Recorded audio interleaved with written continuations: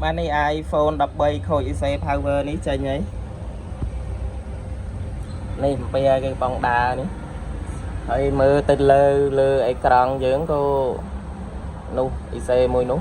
ហើយតើបានដាក់កង់ដងសល់2គ្រាប់3គ្រាប់ដែរអញ្ចឹងដើរហើយស៊ីលុយហើយអានេះមានរូបថតគេបងប្អូនដោយសារខ្ញុំធ្វើតេស្តមិញអញ្ចឹងខ្ញុំសូមបិទបាំងបន្តិចដោយសារយើងអត់មានសិទ្ធឆែករបស់គេអញ្ចឹងបើយើងធ្វើដោះមើលមក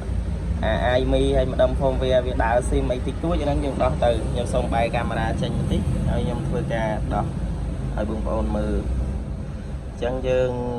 មិនអាចថតចេញរូបថតអីគេបានទេព្រោះនេះខ្ញុំអត់បានសុំខ្ញុំថតចេញហ្នឹងសើខ្ញុំសុំគេអញ្ចឹងនេះម្ដុំ phone វាមានហើយនឹងអាយមីដោយសារម៉ាស៊ីននេះខ្ញុំអត់ពុះទេខ្ញុំធ្វើនៅពីលើតែហ្មងម៉ាស៊ីនហ្នឹងខ្ញុំអត់ពុះទេអញ្ចឹងខ្ញុំធ្វើនៅពីលើតែហ្មងអញ្ចឹងរួចហើយ iPhone 13ម្ដងនេះហើយអត់តាន់បានដាក់កង់ដងនេះស2គ្រាប់នេះ2គ្រាប់3គ្រាប់នៅខាងនេះកែង IC ហ្នឹង